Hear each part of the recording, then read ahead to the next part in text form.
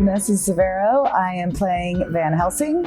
I am the playwright of Dracula, and I'm also the co-director.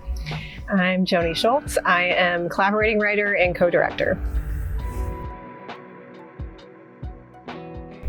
We came together to work on this project 3 years ago? I guess so, yeah. It's about 3 years ago.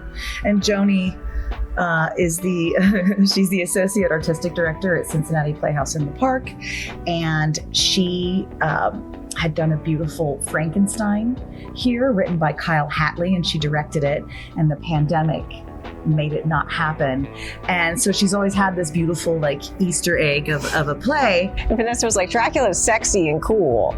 And that's when I learned that Vanessa loved Dracula. Mm-hmm. And the book, the movies, The soundtrack.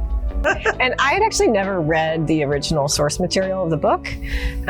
So we started talking about, well, what would happen if we wrote an adaptation? So I started reading it. I would text her like how mad I was about it sometimes, because the women are really objectified in the book. Yeah. And I think that that's one of the reasons it seemed like such a compelling project for us to focus on the women and make them the subject instead of the object of the book in this play version, to really pull out Lucy and Mina's stories. And Vanessa had this great idea that Van Helsing would also be a woman who in that time had to live as a man in order to be a doctor and a lawyer and a professor and all of the other things Van Helsing is. Yes, Van Helsing's all the things. As women weren't allowed to get that kind of education at the time. Mm-hmm. Yeah. It really kind of all came together really quickly. And we were really lucky to have our premiere in Cincinnati like a year and a half ago now. A year and a half ago. Yeah. Well received. Mm-hmm. Yep. Dracula is a story about control. Period.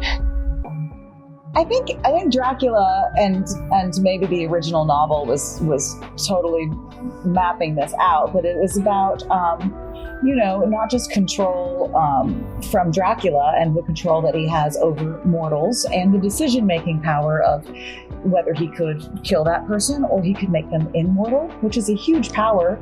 And but I think it's also about a time of control in society where men had a lot of control and the patriarchy was running everything and women were put in a smaller category. And so how women could navigate that world and find their own power in it.